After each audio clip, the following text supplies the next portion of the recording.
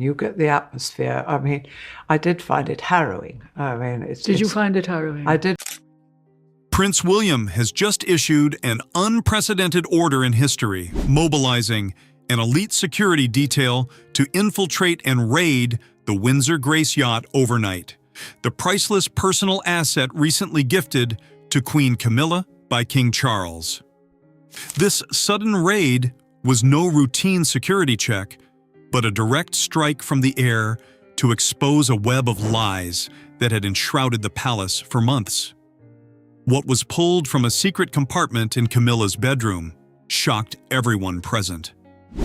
A black box containing the late Princess Diana's complete sapphire jewelry set, a relic brazenly stolen for nearly 30 years, was resting right in the hands of her stepmother.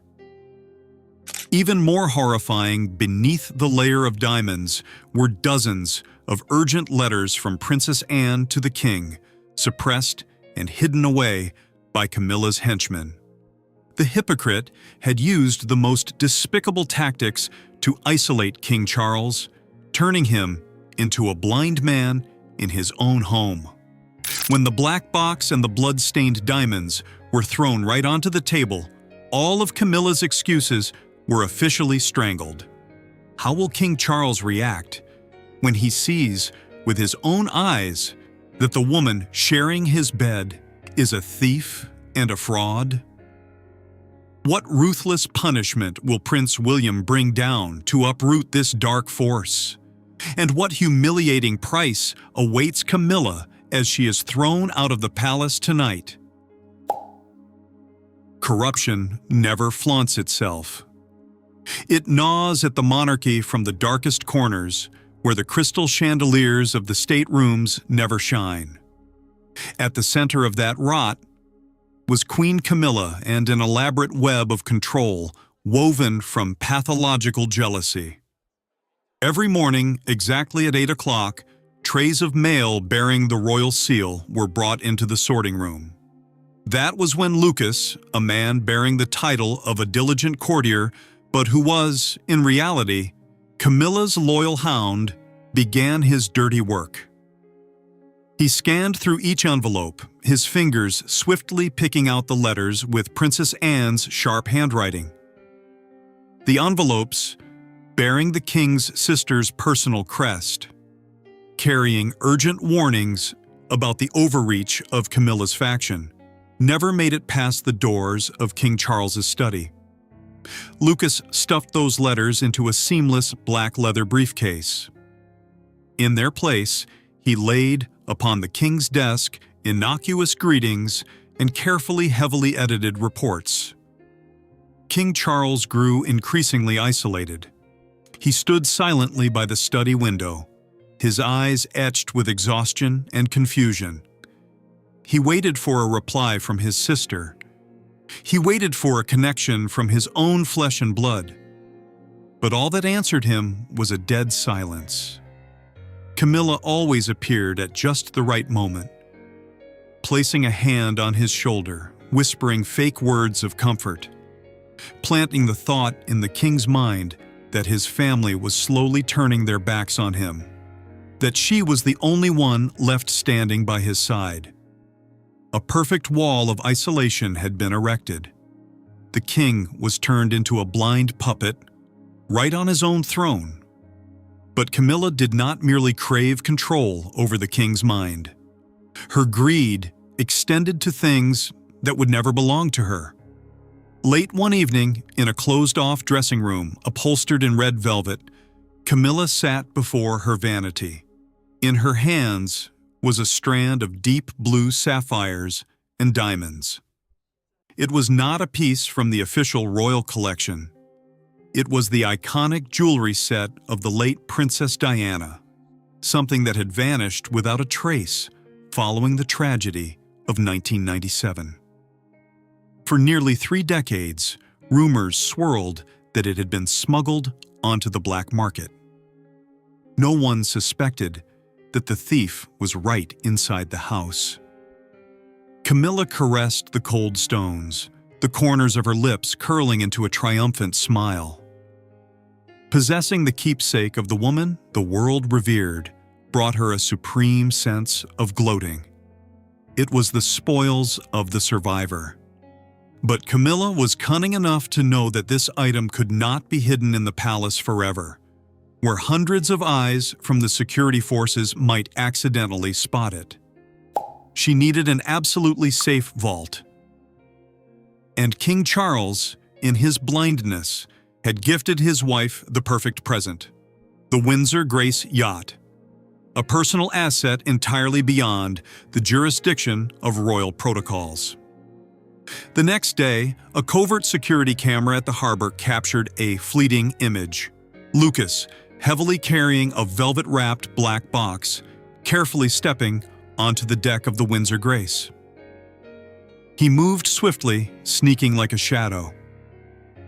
When the box was brought into the yacht's master bedroom, Camilla believed her darkest secret had been buried forever. But she forgot one thing. Prince William was not a submissive child. He was a hunter. William had quietly observed his father's decline. He saw the emptiness in King Charles's eyes whenever Princess Anne was mentioned. He noticed the loaded glances between Camilla and Lucas, the absence of the daily handwritten letters, the unusually smug demeanor of his stepmother, and Lucas's shady trips to the harbor. It all formed an equation of crime. William didn't need explanations. He needed evidence. The hunt officially began. The sea breeze lashed at their faces. The night sea was as thick as ink, swallowing all the light surrounding the private marina. The Windsor Grace lay exposed on the water, silent, massive, and arrogant. Prince William stood in the control room of a base 10 miles away, his eyes glued to the surveillance monitors. He did not appear at the scene in person. In the position of an heir, every step had to be clean and leave no trace. The mission to pierce Camilla's defense perimeter was entrusted to Colonel Robert Harland, commander of the most elite security detail, Soldiers of the Shadows, who took orders only from William. Commencing approach, Colonel Harland's voice rang out, cold and sharp, over the radio. 3 stealth hovercrafts glided across the waves, closing in on the yacht's flank without creating a single large ripple. The 6-man special ops team, equipped with night vision gear and tight black suits, launched electromagnetic grappling hooks onto the ship's hull. With precise, soulless movements like machines, they scaled the deck of the Windsor Grace. 2 private guards, hired by Camilla, were on patrol. Before they could even turn their heads, they were tackled to the wooden floor. Tranquilizer darts embedded into their necks. The Spec Ops team dragged the unconscious guards into a blind spot and bound their limbs. The outer perimeter alarm system was paralyzed by a jamming device in under 20 seconds. The ship had been taken over, Harland signaled. The formation moved straight toward the master bedroom, the Queen's inviolable territory. The thick ironwood door was unlocked using a handheld electronic decryption device. The door opened. The room was plunged in darkness, reeking of expensive perfume. The security team immediately fanned out. Ultraviolet beams and thermal scanners swept the entire room. They flipped the mattress, took down the wall paintings, and combed through every drawer of the vanity. Nothing. The jewelry on the table was all publicly designed pieces.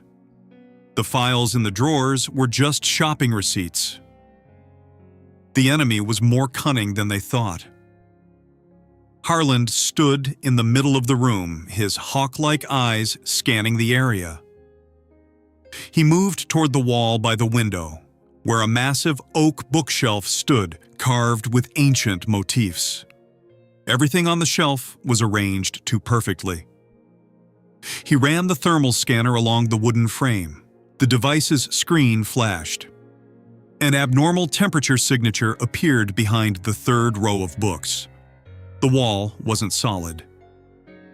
Harland ran his hand along the wood grain. His finger paused at a tiny ridge, exquisitely camouflaged beneath an embossed rose.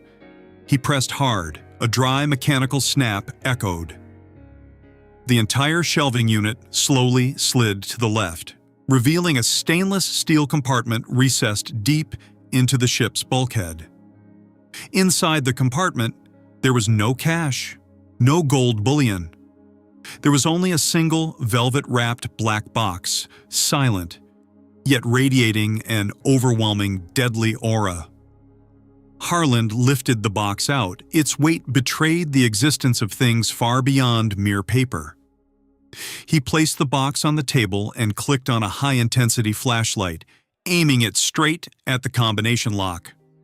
Using a specialized decoding tool, the lock was breached. The lid popped open. The light flared. Resting neatly on the silk velvet was a diamond-encrusted sapphire necklace, emitting a cold, blue glow. There wasn't a single Briton who wouldn't recognize this jewelry. It was the iconic piece tied to the late Princess Diana.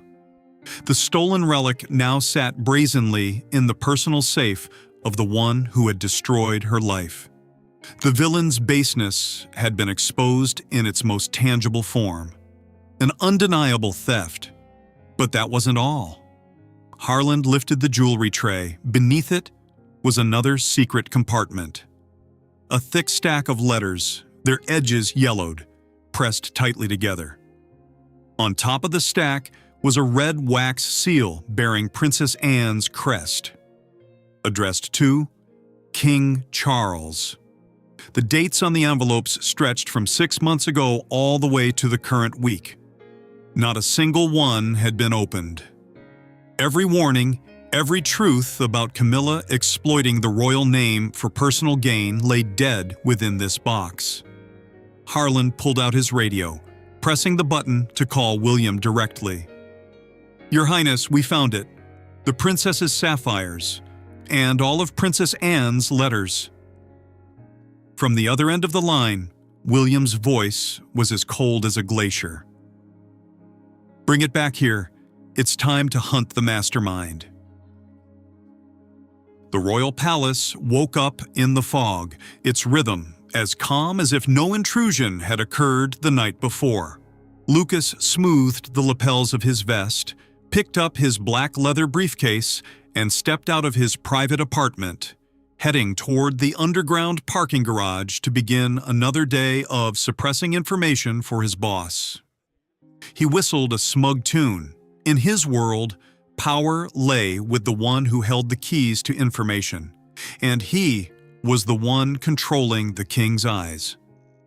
Just as Lucas inserted his key into his expensive Jaguar, 3 unmarked armored black SUVs suddenly barreled in from 3 different corners.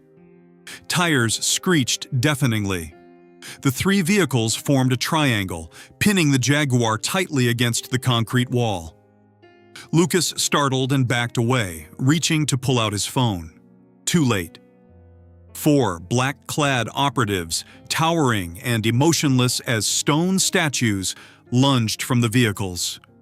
His arms were twisted violently behind his back. The black briefcase was snatched away. Weapons search, pockets emptied, phone confiscated. The entire process took less than 10 seconds. Lucas was thrown forcefully into the back seat of the middle SUV. The door slammed shut. The convoy sped out of the basement, vanishing into the morning traffic. No police station, no lawyers. The SUV brought Lucas to an isolated security facility buried deep underground, where sunlight never reached. Lucas was tossed into a metal chair in the middle of a cavernous concrete room.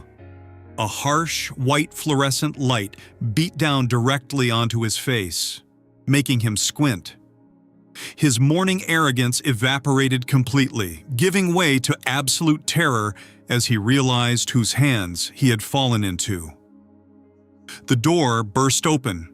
Prince William stepped in, No bodyguards accompanied him, no loud anger. He pulled out the opposite chair and sat down, his gaze as sharp as a dagger, piercing through the courtier's fragile facade. Lucas swallowed hard, trying to maintain a fake calm voice. "Your Highness, what are you doing? I am on my way to perform my duties, serving His Majesty." William didn't answer. He reached into his coat and slapped a stack of color photographs onto the aluminum table. The first photo, a still taken from the harbor camera, zooming in on Lucas's face as he clutched the black box, stepping onto the Windsor Grace at dawn.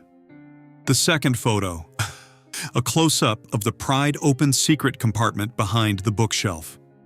And the final blow, William placed the velvet-wrapped box onto the table. Beside it was the stack of Princess Anne's letters, their seals ripped open. Lucas's face went from pale to a sickly gray. He opened his mouth, but his throat was bitterly choked. He knew he couldn't fight against this evidence. This wasn't a deduction. This was a death sentence. "Your lies have gone on for far too long, Lucas."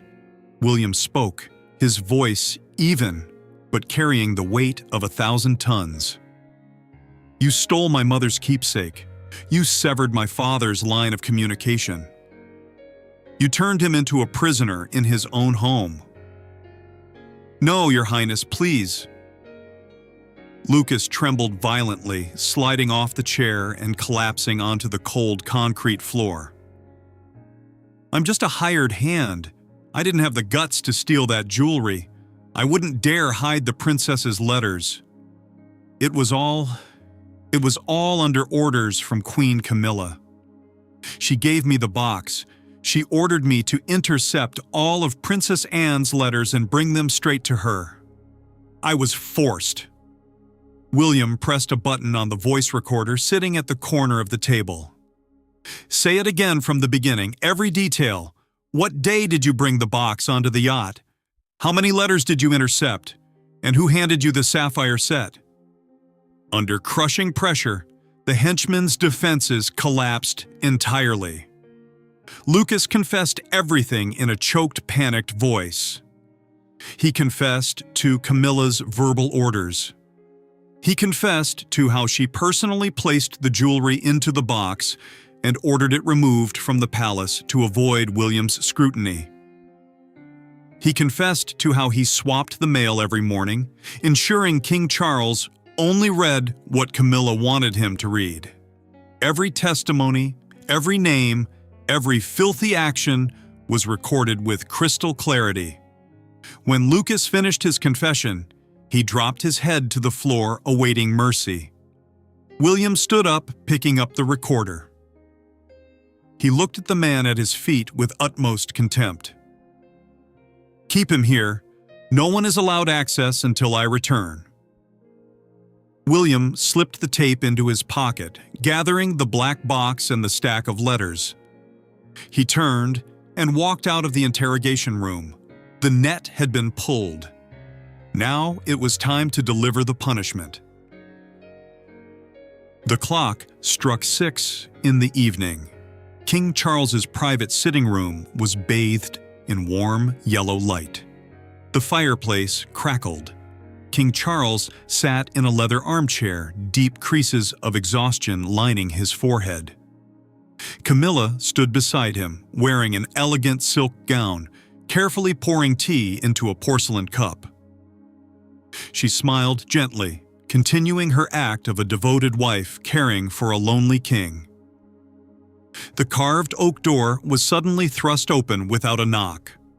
Without an announcement from the guards, Prince William strode into the room, his face as cold as a block of ice.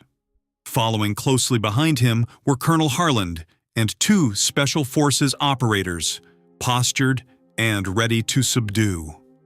The warm atmosphere in the room was instantly shredded by the overwhelming, lethal tension. King Charles frowned, intending to reprimand his son's lack of protocol. But Camilla had already sensed the threat. The hand holding her teapot trembled slightly upon seeing the tactical team. Without a single superfluous word, William strode over to the marble tea table. He held the velvet-wrapped black box high and tipped it upside down. The sapphire and diamond jewels of the late Princess Diana cascaded onto the marble surface, creating a sharp, deafening clash. The deep blue light of the stolen relic flashed, piercing straight into the eyes of everyone present. Immediately after, the stack of letters bearing Princess Anne's seal was slammed down next to the jewelry. Camilla froze. The teapot slipped from her hands, shattering onto the floor. Hot tea spilled everywhere, but she felt nothing. The Queen's meticulously made-up face instantly turned ashen, her lips trembling, unable to close. She took a step back, her back hitting the wall. King Charles stood up in stunned disbelief. His eyes were glued to the familiar jewelry, the item he thought had vanished forever with the death of his former wife. Then he saw the handwritten letters from his sister. He reached out and picked one up. The familiar handwriting, the seal that had never been broken. "William, what is the meaning of this?" The king's voice trembled as the brutal truth began to choke his breathing. William placed the recorder on the table and hit play. Lucas's panicked, sobbing voice echoed throughout the room. The confession was clear on every word. Intercepting the mail, isolating the king, hiding the stolen jewelry on the Windsor Grace yacht under direct orders from Camilla. The recording ended with a dry click. The room fell into a suffocating silence, a silence so profound that one could hear the wood burning in the hearth. King Charles slowly turned his head. He stared at the woman he had brought into the palace, the woman he had defied all barriers to crown as his queen. His eyes held no more warmth, no more protection. There was only the absolute disgust of a man discovering he had been played as a blind scarecrow, and that the woman sharing his bed was a despicable thief who would stop at nothing.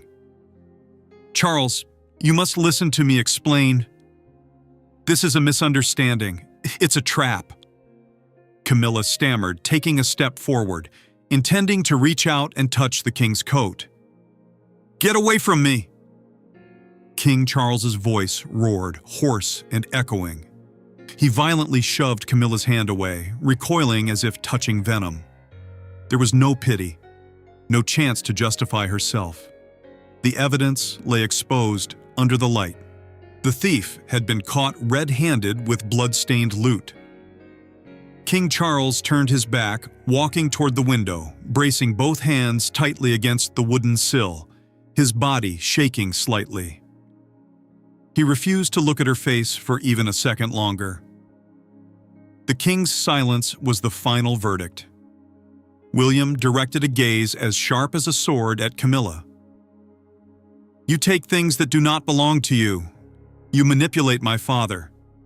You have tainted this place enough." William jerked his chin. Colonel Harland took a step forward, his towering figure blocking Camilla's view. There was no leniency for someone bearing the title of Queen. "Ma'am, surrender all keys, communication devices, and identification cards." "Right now," Harland ordered, in the tone of an officer escorting a prisoner of war. Camilla's pride was utterly shattered. With trembling hands, she took off her royal phone and set her personal keychain on the table, right next to Diana's jewelry. "Get her out of here, immediately," William ordered. Two special operators grabbed Camilla by the arms. There was no time to pack personal belongings, no designer clothes, no luxury jewelry.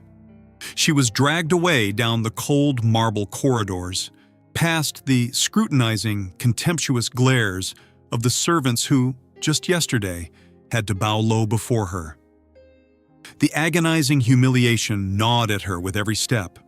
The heavy iron gates of the palace opened into the freezing night. There was no escort convoy, no sirens. Camilla was thrown straight into the back seat of a battered, shabby civilian SUV.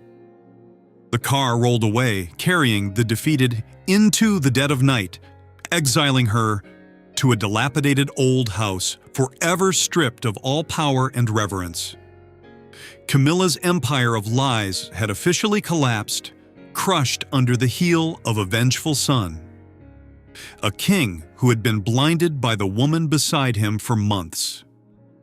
Will he still have enough authority and sanity to continue leading the monarchy? Or will this shock break him forever? Share your thoughts with us in the comment section. Remember to like, share, and subscribe for more. Also, click the next video showing on your screen. You will enjoy it.